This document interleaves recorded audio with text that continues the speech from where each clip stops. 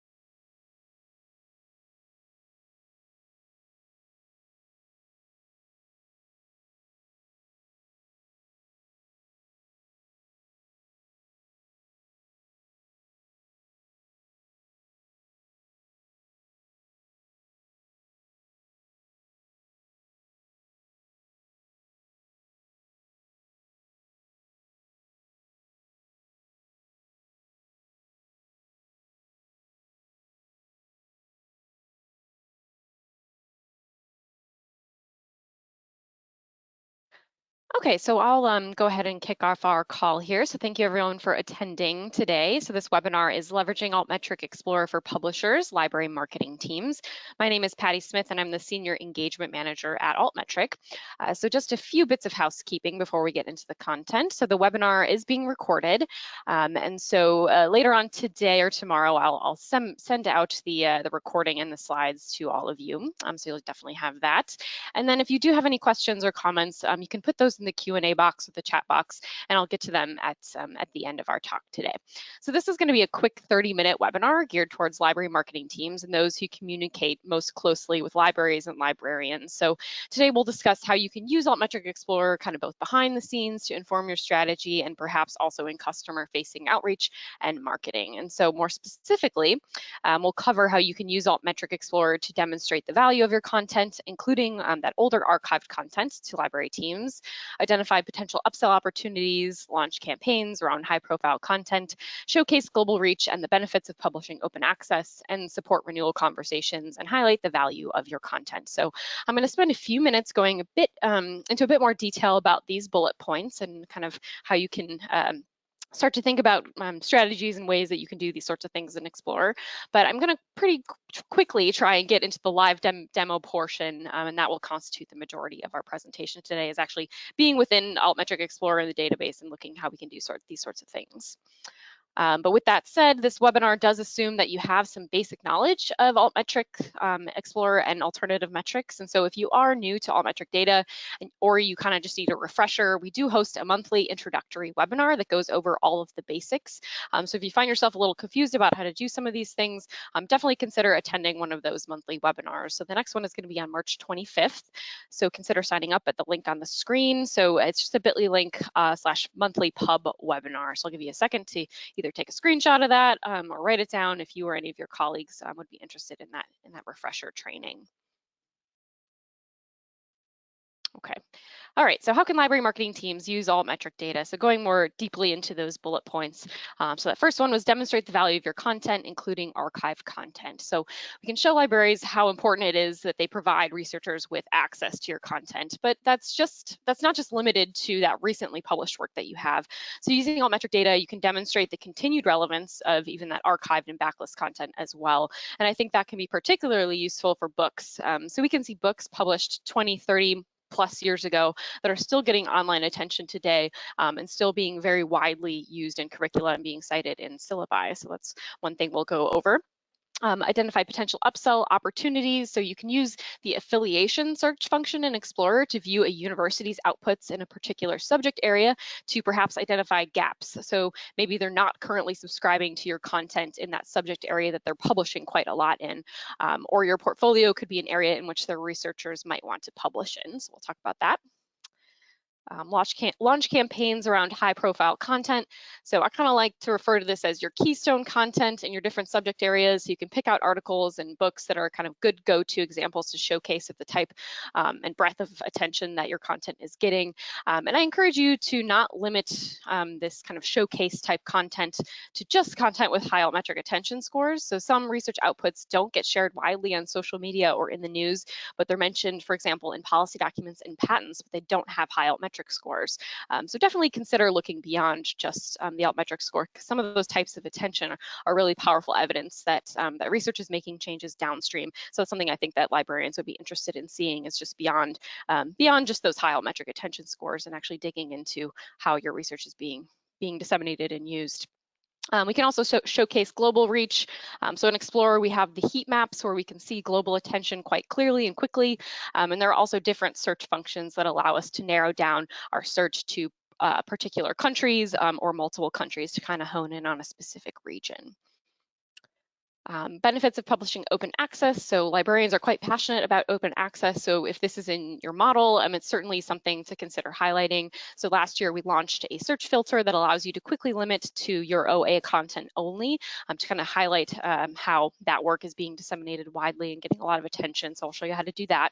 And then of course, overall, we can use Altmetric data to support renewal conversations. So hopefully throughout all these different bullet points, you'll get some more ideas of how you can use our data to support those conversations.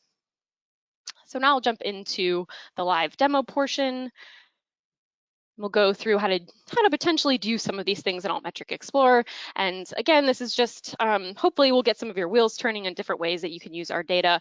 I'd definitely be interested to hear from you after the call to see if you start using any of these tactics or any ideas that you might have after this webinar today. All right, so when I log into Altmetric Explorer, I'm defaulted to looking at the full Altmetric database. So we're looking at over 14.5 million outputs with attention right now. So obviously I'm going to want to narrow that down to my own content. So I'm going to click on this edit search button up here at the top. Then I'll be taken into my advanced search. So we have quite a number of advanced search options, which I'll go over a few of them for you throughout our talk today. But first, I'll do a pretty simple search. So I'm going to search at the publisher level, just for an example. So I'm going to search for Oxford University Press here. And in this first example, I'm going to limit it to just books and book chapters. So over here on the left, we can look at the type of output. So it defaults to searching all output types, including articles, data sets, books, etc. So I'm just going to limit it to books and book chapters. So we're going to run this OUP search for just books. All right, so that's going to narrow down our search just a little bit. All right, so one of the first things I'm going to talk about is how we can demonstrate the value of your content. So we can demonstrate the value of your recently published content, but also looking at that backlist or archived content that we have as well. So I'm going to go to my Research Outputs tab. So I think this is one of the most popular ways to search Altmetric Explorer.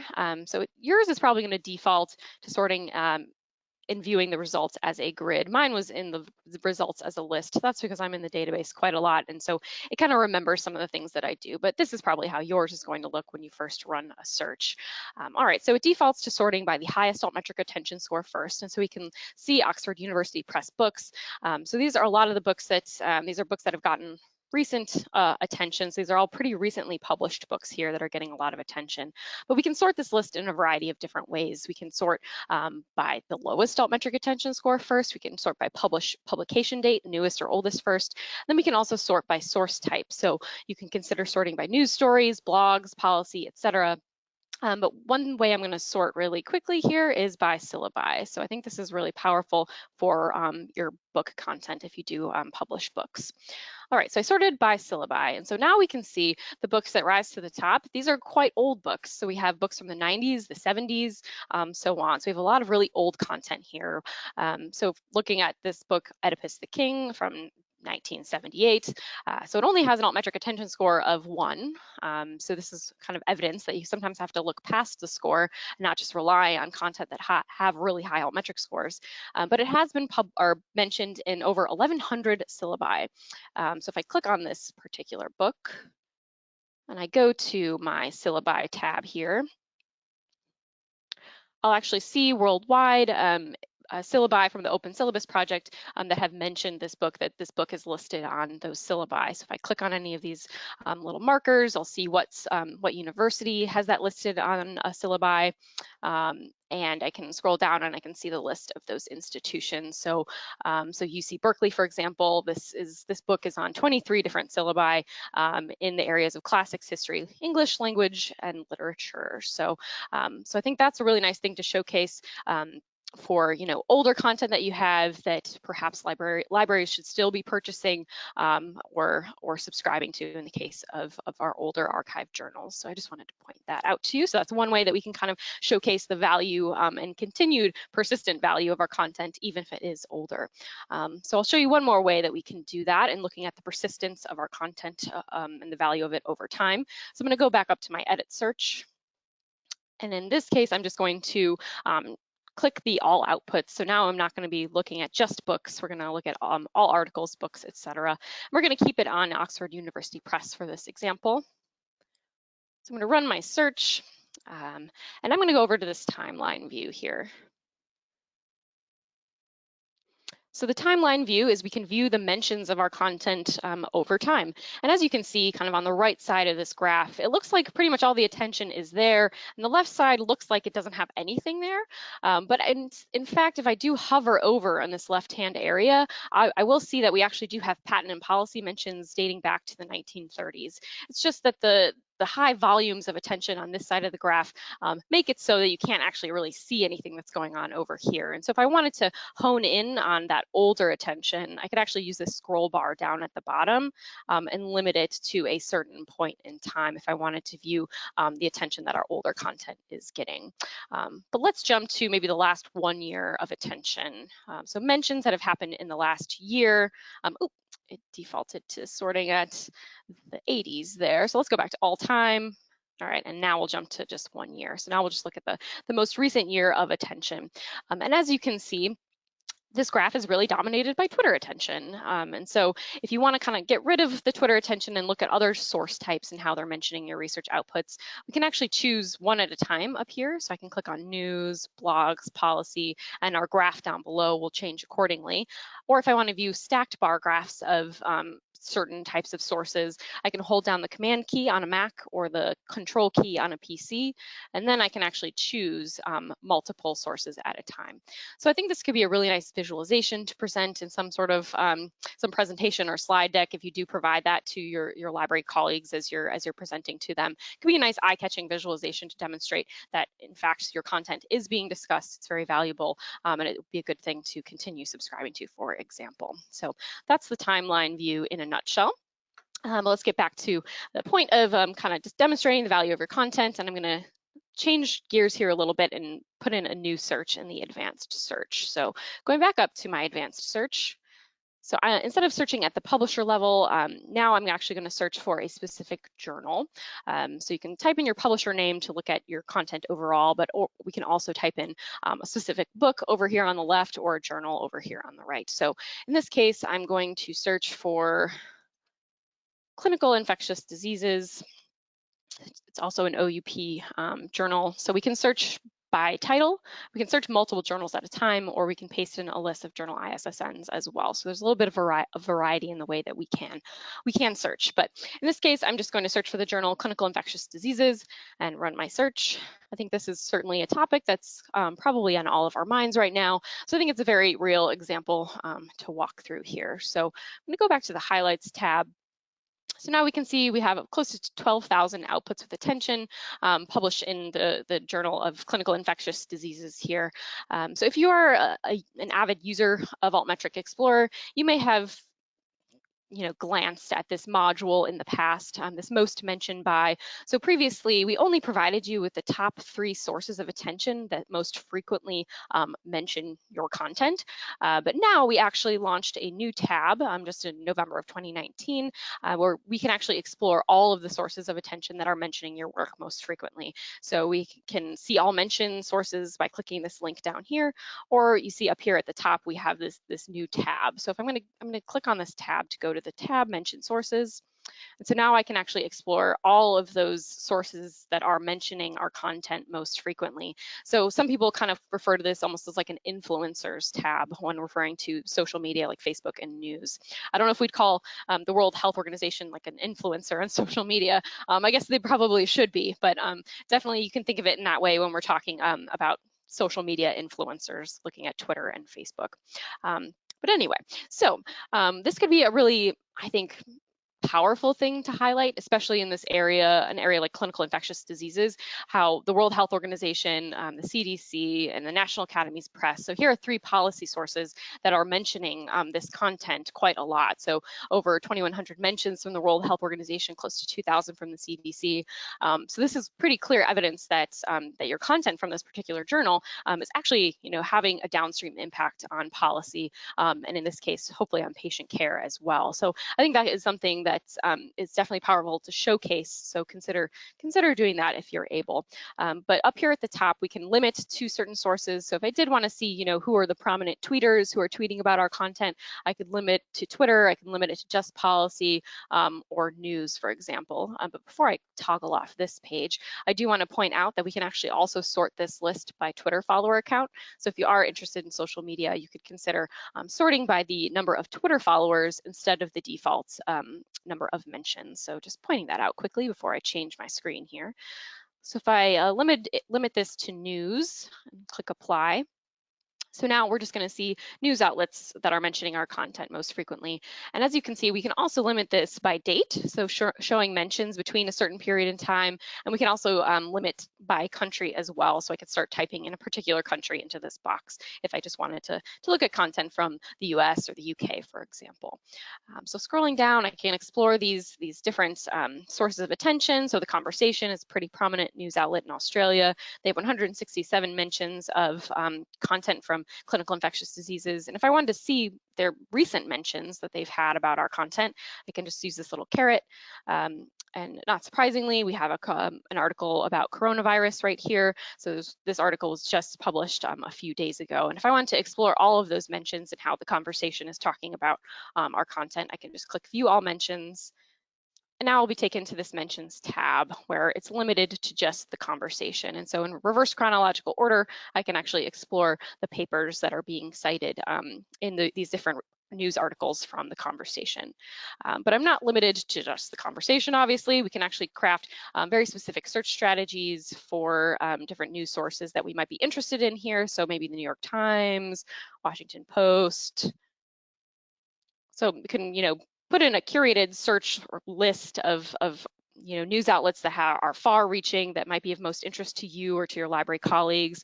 And I can edit my search in whatever way I choose. And so now I could say that, well, our content has been mentioned, 81 times in articles from the New York Times and the Washington Post. So that could be some, high-level summary numbers to present to possible customers. But also in this this mentions tab here, we also have the ability to limit geographically. So if I wanted to limit by country, all I would have to start doing was just typing. So for example, if I wanted to craft a search for countries where Spanish is the primary language, I could just start typing in and make a very long search strategy list of all of those different countries I might be interested in.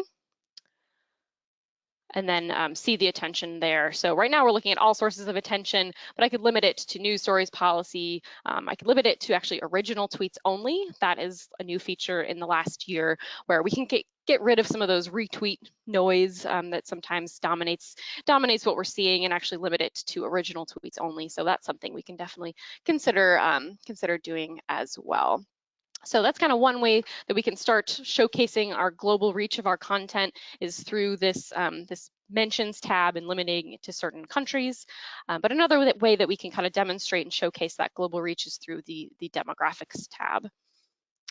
And so looking at demographics, so we have these heat maps of attention for Twitter, Facebook, news, and policy. And so it's pretty quick and easy to see that your content in this particular journal, Clinical Infectious Diseases, is actually gaining widespread global attention. So if I wanted to dig into any specifics on those numbers, I can hover over a particular country and see the total number of news stories and unique news outlets.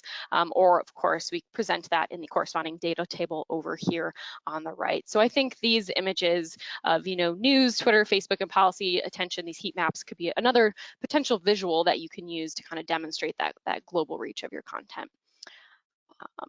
All right, I also mentioned the benefits of publishing open access and how we instituted a new filter that really easily and quickly lets you limit to just your OA content. So if I go back up to my edit search here,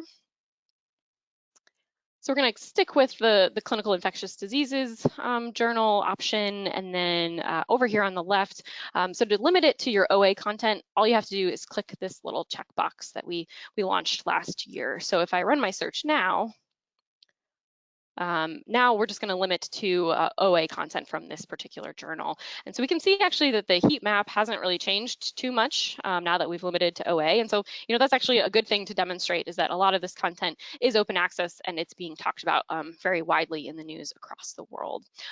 So just one other note about this OA limit here.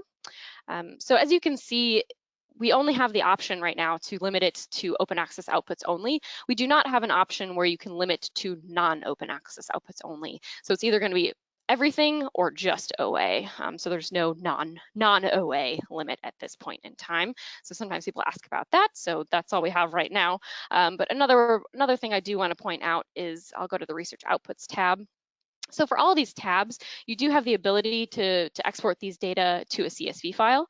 And so I think the Research Outputs tab has a really nice export that presents really good metadata for you for all the articles. It presents you with the Altmetric attention score and the total number of mentions for all those books and articles. And so that's something that you might want to consider downloading to kind of track maybe the evolution of your attention over time. And in this particular export, you will see a column that is OA status. And so it's going to give you a true or false on whether or not that particular output is OA or not. So if it's true, then you know that it's OA. So that could be a good thing for you to do behind the scenes to kind of track the attention that your OA content versus non-OA content is getting. So consider downloading these tabs to a CSV file and explore those different outputs and things you can do with that. Okay, so switching gears a little bit now. So identifying potential upsell opportunities. So we can use the affiliation search in Explorer to see which areas and subjects a particular institution is publishing a lot in or getting a lot of attention in, to see if there are journals in your portfolio in that area that they should be subscribing to or publishing in.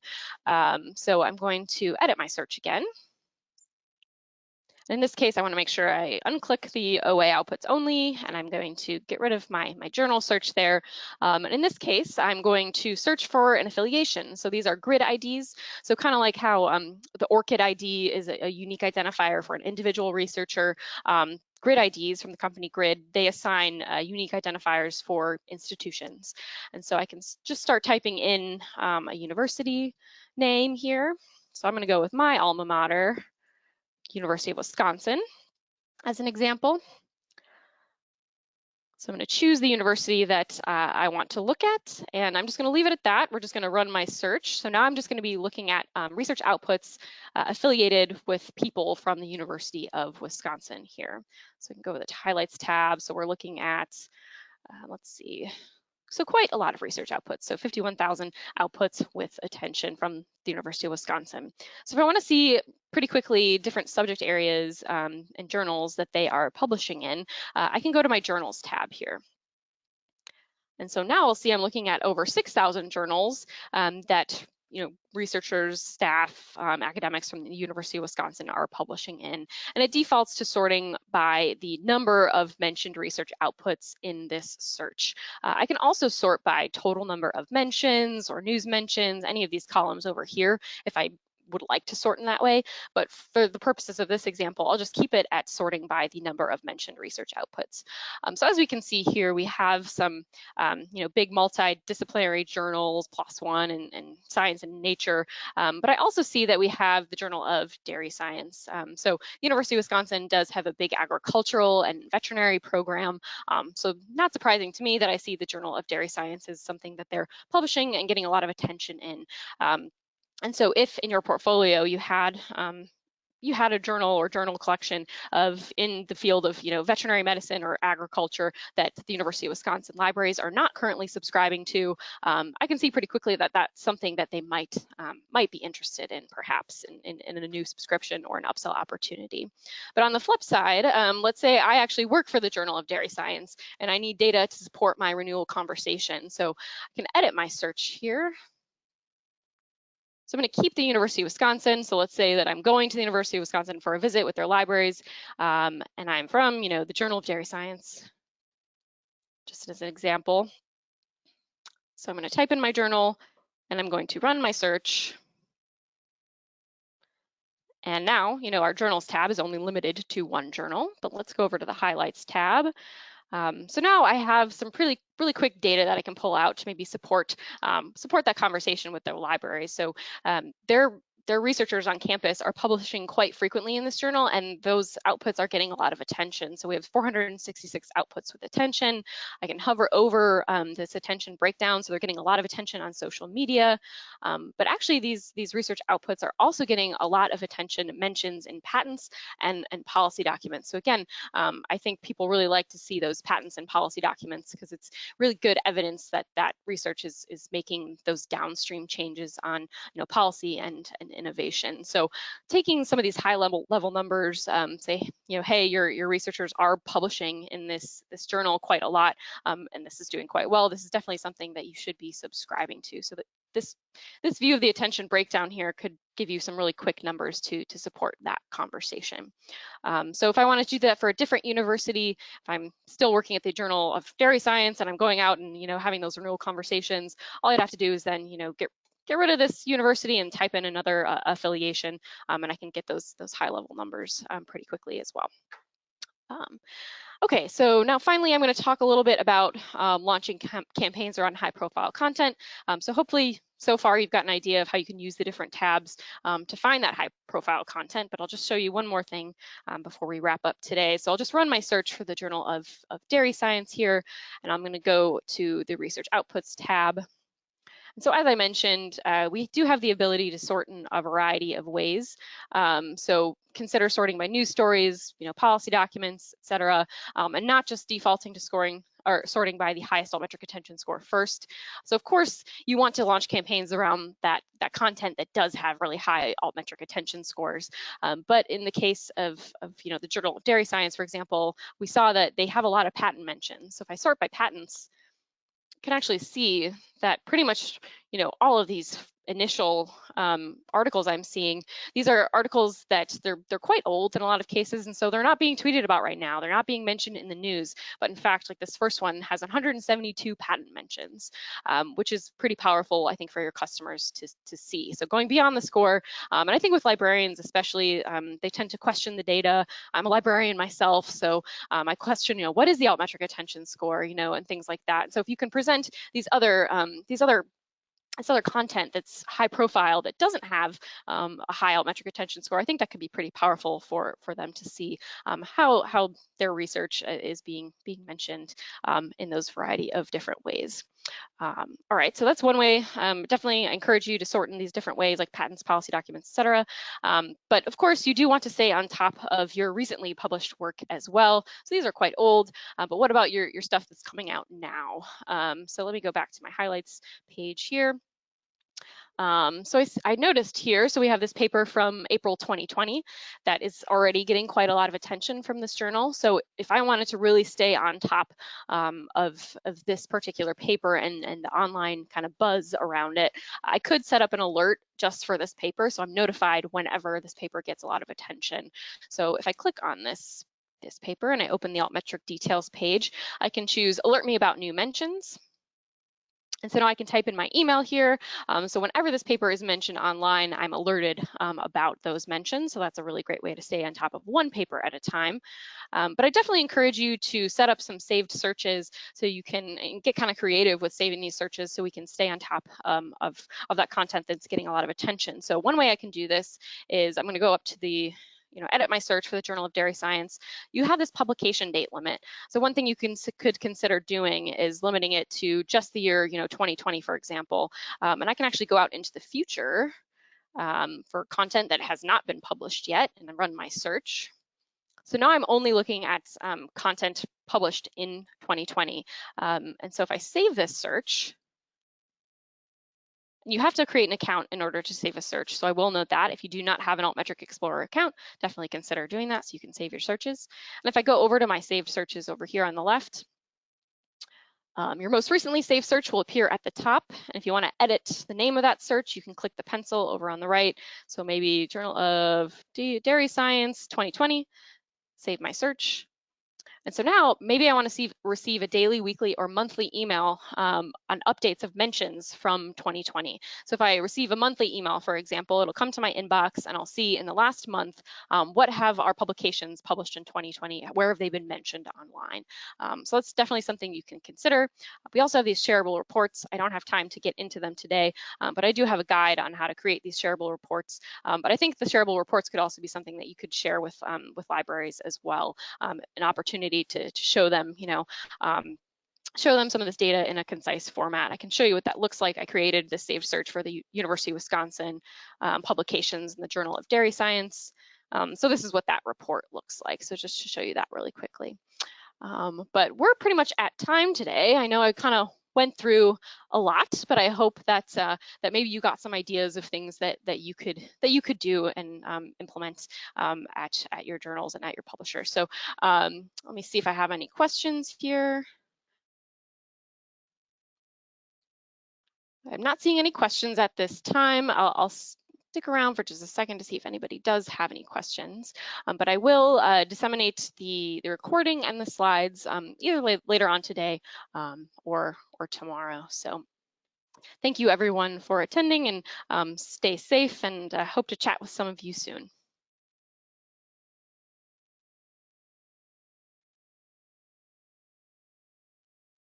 It looks like I'm getting some questions now. I take in a question about, is there any additional cost for an Altmetric Explorer account?